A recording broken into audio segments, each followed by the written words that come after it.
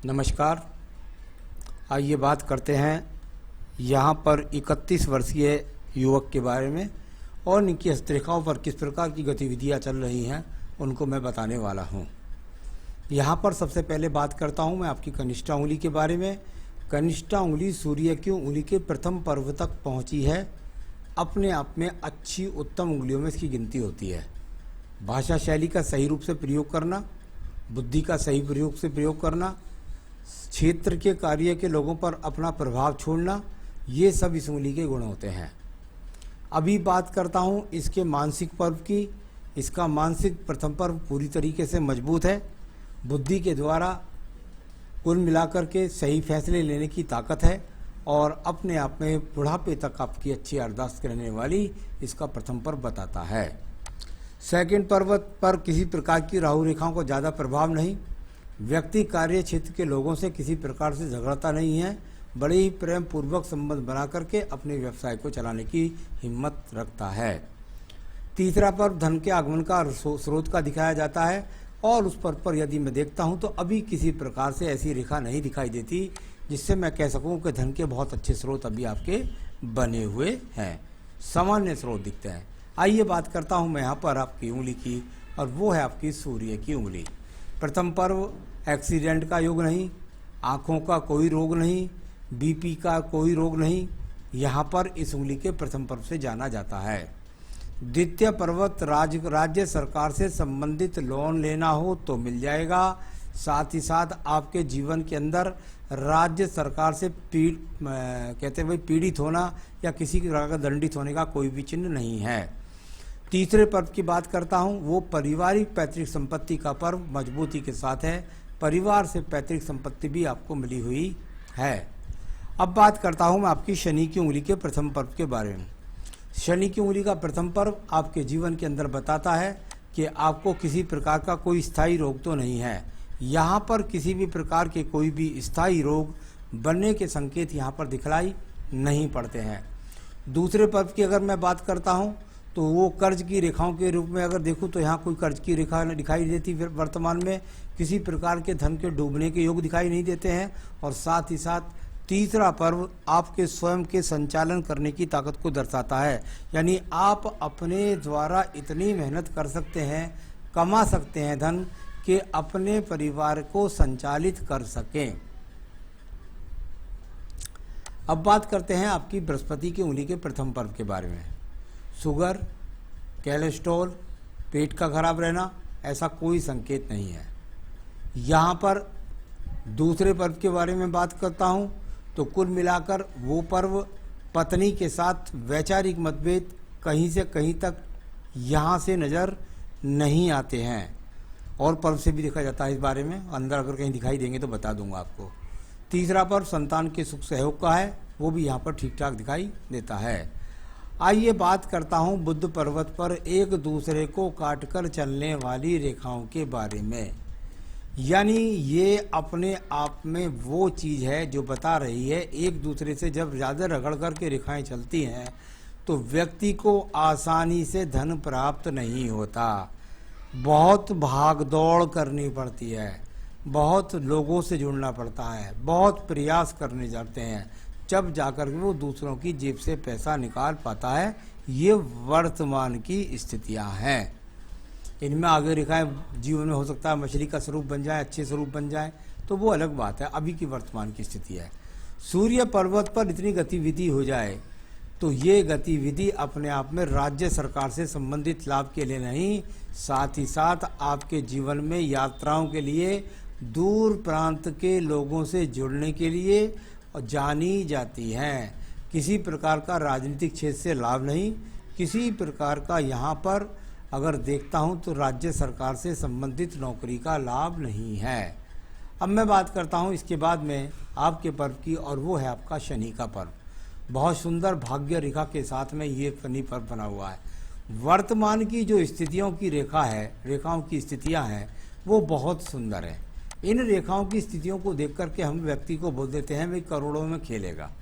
लेकिन मेरा फर्ज जो बनता है वो ये बनता है कि जब मैं किसी व्यक्ति की 31 साल की रेखा देख रहा हूँ तो मुझे उसे बहुत दूर तक सपने दिखलाना या उसे झूठ नहीं बोलना चाहिए। मेरे हिसाब से इस समय आपका भाग्य साथ दे रहा है। आप कर्म कीजिए और अपने भाग्य से लाभ उठाइए। अब बात करते हैं इसके बाद आपके बृहस्पति पर्व के बारे में। बृहस्पति पर्व से डॉटेड में मल्टी टैलेंटेड रेखा है।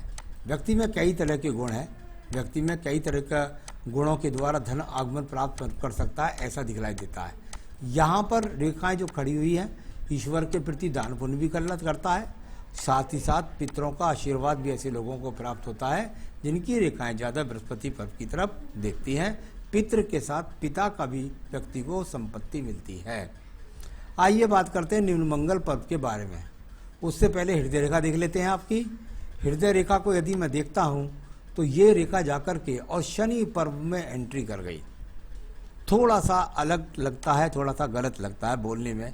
हमारे विज्ञान के अंदर शनि पर्व के अंदर जब रेखा पहुँचे, हृदय रेखा और बृहस्पति तक न जाए, तो व्यक्ति के दिमाग के अंदर बस एक ही बात होती है, धन धन धन।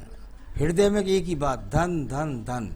साथ ही साथ अपने स्वार्थ के लिए व्यक्ति किसी के साथ कुछ भी गलत भी कर सकता है। कैसे लोग टोने टोटके में भी विश्वास करते हुए देखे गए हैं। साथ ही साथ चरित्र के प्रति सावधानी भी बरतनी चाहिए। तो ये हृदय रेखा है यहाँ पर। अब बात करता हूँ मैं इसके बाद में आपके निम्न मंगल पर्व के बारे में। कर्म रूपी निम्न मंगल पर्व से निकलने वाली रेखाएं यहाँ पर दिखाई देती हैं।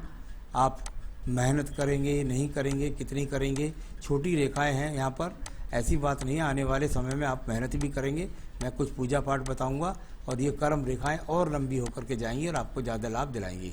अभी कर्म रेखाएं छोटी हैं, लेकिन ऐसी बात नहीं है कि व्यक्ति कर्म करता ही नहीं है। कुल मिलाकर ये कर्म रेखाएं ठीक ठाक मेरे हिसाब से है। बुद्धि रेखा को देखिए आप। बुद्धि रेखा को यदि देखेंगे तो उसके नीचे छोटे छोटे एक्स नज़र आएंगे शुरू में आपको।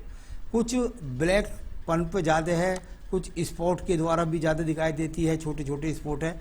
इनका ज़्यादा प्रभाव नहीं रहता, 8-10 महीने तक व्यक्ति के ऊपर इनका प्रभाव रहता है, इससे ज़्यादा नहीं रहता। कुल मिलाकर के ये बुद्धि रेखा मेरे हिसाब से ठीक है, इसमें कोई परेशानी नहीं है। परेशानी इसमें यह है कि यहाँ से जाकर के ये चंद्र पर्वत के साथ संबंध बना देती है। यहाँ से गई बुद्धि रेखा और ये चली गई नीचे तक।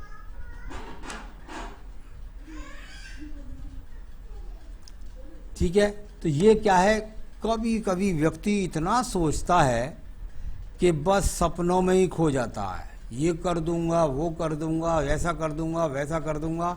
हालांकि विदेश की यात्राएं बहुत कराती है ये रेखा, विदेश से जुड़ करके लाभ भी कमाती है, दूर स्थान के लोगों से जुड़कर लाभ भी दिलाती है। परंतु दुस्वप्न ज़्यादा देखना बहुत ऊंचाई तक अच्छा नहीं होता। आइए बात करता हूँ इसके बाद आपके द्वितीय मंगल पर्वत के बारे में। ये झगड़े झंझट की रेखा नहीं है, ये दूर स्थान से वायु तत्व की रेखाएं आपके जीवन के अंदर बताती हैं कि जितने दूर स्थान से संबंधित या जितनी यात्राओं के द्वारा काम या जितने कमीशंस के काम होंगे उनके द्वारा जीवन में ज़्यादा लाभ होगा। बुद्धि रेखा पर इस रेखा ने जाकर यहाँ दीप भी बनाया है, इसका भी आपको विशेष रूप से ध्यान रखना होगा, क्योंकि यहाँ से रेखा जाकर के इस पर दीप बनाती हुई जाती है। वही दो स्वप्न वाली बात जो मैं कह रहा हूँ कि बहुत ज़्यादा सोचना और उसके द्वारा सोच करके योजनाओं को बनाना ये अच्छी बात नहीं होती है। कुल मिलाकर यहाँ अगर बुध रेखाएं हैं तो उन पर एक्स के चिन्ह भी है, यानी आपके जीवन में अभी तो नहीं कहता, लेकिन आगे आने वाले इन एक्स का प्रभाव भी होगा। उतार चढ़ाव का सामना भी आपको अपने व्यापार के अंदर करना पड़ेगा। ये शुक्र पर्वत से निकलने वाली रेखा व्यक्ति को ज़्यादा लालची बनाती है धन के प्रति। यहाँ पर बहुत सारी रेखाओं का संबंध जाकर अगर देखेंगे तो ये इतनी सारी रेखाएं आने वाले समय में ध्यान मैं आपको फिर कहूँगा, चरित्र के प्रति सावधानी रखें, किसी भी गलत कार्य की तरफ ना बढ़ें, किसी भी बुरी आदत का शिकार ना हो। ऐसी रेखाएं ड्रिंक भी करवा सकती हैं, गलत खान पान भी करवा सकती हैं, कभी कभी जुए सट्टों में भी ले जाती हैं। इस तरह का संकेत भी यहाँ से दीप बनाने वाला दिखता है, जो आपकी भाग्य रेखा के साथ जुड़ रहा है। ये मछली के ट्रेंगल के साथ है, दीप नहीं है, और यह अच्छी रेखा है, यानी दूर प्रांतों से जुड़ करके अच्छे लाभ कमाने वाली रेखा। यहाँ से ये सीधी इस प्रकार से जाती हुई आपकी भाग्य रेखा भी है। ये पैतृक संपत्ति से भी भाग्य रेखा है, यानी पैतृक संपत्ति भी मिली, दूर स्थान से जुड़कर भी लाभ कमाया और सीधी रेखा आगे तक भी गई। इसके साथ सपोर्टिंग रेखा है, उतार चढ़ाव आएगा लेकिन कवर हो जाओगे और आगे चलते रहोगे। तो ये इस तरह से भाग्य रेखा का स्वरूप है। अब बात करता हूँ मैं इसके बाद में आपके पर्व की, और वो यहाँ पर आपको ये व्यापारिक रेखा तो मैंने आपको बुध रेखा तो बोली थी कई तरीके से। अब शुक्र पर्व की देख लेते हैं। शुक्र पर्व संसाधनों का पर्व है, और संसाधनों का पर्व वर्तमान के हिसाब से अच्छा है। अभी संसाधनों की कोई कमी नहीं है, अभी संसाधन आपके पास बनते भी रहेंगे, इसमें भी कोई शक नहीं है। चलिए, ये यहाँ पर रेखा जाकर के बुध पर्व से संबंध बना रही थी, और गिरती हुई रेखाओं का ये तो बाद की रेखाएं हैं, ये यहाँ से गिरती हुई रेखा है, ये तो बहुत बाद की बात है, इनके बारे में अभी कुछ भी बोलना ज़्यादा जल्दी होगी। तो चलिए अब बात करता हूँ मैं। आपके पास छोटी सी मंगल रेखा है, उसका ज़्यादा सहयोग आपको नहीं मिलेगा। अब आपकी आयु रेखा पर चलते हैं। यहाँ आयु रेखा और कुल मिलाकर अगर इसको देखता हूँ तो ये अच्छी खासी आयु रेखा आपके पास है, जो जाकर बहुत अंदर 80 वर्ष के अंदर तक भी एंट्री करती है। तो ये भी ध्यान रखना है। छोटा सा काला तीर है, इसका ध्यान रखना है। यात्राओं में और दूर प्रांत पर जाकर किसी भी बुराई के से बचने की ज़रूरत है। केतु स्थान पर थोड़ा सा एक्स के चिन्ह है, ज़रा सावधानी बरतें, झटके के धन के चक्कर में नुकसान भी हो सकता है। तो इस तरह का आपके हाथ की रेखाओं का फल है। लेकिन जब यहाँ पर ये पति पत्नी के बीच में वैचारिक मतभेद की रेखा है, तलाक की बात तो नहीं कहता, लेकिन वैचारिक मतभेद की रेखा, या कभी कभी पति पत्नी बहुत दूर रहते हैं। बुद्धि रेखा जब यह थोड़ा सा दूर से चलती है तो व्यक्ति आयु रेखा से एकदम जोश में आकर काम करता है, कभी कभी जोश में होश भी खो बैठता है और बहुत क्रोध भी करता है। तो चलिए, ये सब मैंने आपकी रेखाओं के बारे में बताया, और यहाँ पर अब मैं बात करता हूँ आपके सवालों पर। आपका पहला सवाल है, मैं स्टडी वीज़ा का काम शुरू किया है और पाइप एंड पैम्प्स का भी काम शुरू करना है तो कैसा रहेगा? मेरे हिसाब से आपको वायु तत्व के काम जो हैं वो ज़्यादा अच्छे हैं। आने वाले समय में आप विदेश यात्रा तो बहुत सारी करेंगे ही करेंगे, इसमें तो कोई शक ही नहीं है। लेकिन जिस काम में दलाली हो, जिस काम में संचार का काम हो, कोई भी संचार से संबंधित हो, तो उस काम के द्वारा आपको फलित मिलेगा, यानी लाभ मिलेगा।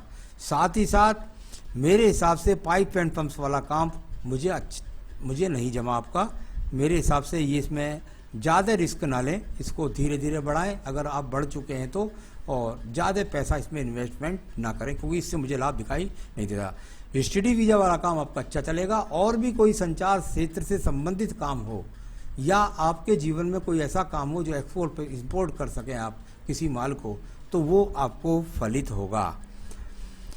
क्या मैं अपनी लाइफ में 100 करोड़ तक पहुंचूंगा? देखिए, मैं ऐसा किसी को बहकाता नहीं हूं। अभी जहां आप हैं, आपके जीवन में बहुत अच्छा समय है आपका। 5-7 साल जो मैं तक जहां रेखा दिख रहा हूँ, मुझे तो आगे तक भी अच्छे दिख रहा है, लेकिन 5 साल तक ही मैं इस रेखा को बोलता हूँ। अभी अच्छा समय, लाभ उठाइए और काम को बड़ी एकाग्रता के साथ करिए। विदेश यात्रा बहुत सारी हैं जीवन में, चिंता ना करें, थक जाएंगे करते करते। कौन से काम सही रहेंगे मैंने बता दिया। संचार से संबंधित आपको काम अच्छे रहेंगे, और जिसमें दलाली हो, कमीशन हो, वो काम अच्छे रहेंगे, और आपका स्टडी वीज़ा वाला काम अच्छा है। हेल्थ कैसी रहेगी? अभी हेल्थ इश्यूज ज़्यादा नहीं है, बस कुल मिलाकर थोड़ा सा केतु भी प्रभावित था, थोड़ा खान पान पर भी ध्यान रखना है, उससे किसी प्रकार की सेहत का नुकसान हो सकता है, कोई विशेष बात नहीं है। तो सोचते ज़्यादा हैं, काम कम करते हैं, इसके लिए मैं आपको रत्न बता रहा हूँ, उससे सही काम करने लगेंगे और अपने जीवन के अंदर तरक्की को प्राप्त करेंगे। क्या पूजा पाठ करें आप? बहुत ज़्यादा नहीं बता रहा हूँ, नहीं कर जरूर लीजिएगा, वरना आपको किसी भी प्रकार से बहुत ज़्यादा लाभ नहीं मिलेगा, लाभ तो मिलना ही है। तो चलिए, क्या करें? मूंगा सिर्फ पहनना है आपको। इस उंगली के अंदर सोने में या तांबे में मूंगा पहनना। अगर पहन रखा है तो बहुत अच्छा है, आप नहीं पहन रखा है तो मुझसे मंगा सकते हैं, मैं आपके स्थान तक पहुंचा सकता हूं। नीलम कदापि ना पहने, इसमें ना उपरतन नीलम पहने, कुछ नहीं, नीलम पहनना नहीं है, आपको बहुत भारी नुकसान दे जाएगा। तो कुल मिलाकर के ये नहीं पहनना है। ओम ब्रह्म बृहस्पते नमः, इसके मंत्र की कम से कम 3 माला का जाप करें प्रतिदिन, और बाद में पढ़ें हनुमान अष्टक। बस फिर देखिए आपके जीवन में तरक्की ही तरक्की आपको प्राप्त होगी। नमस्कार।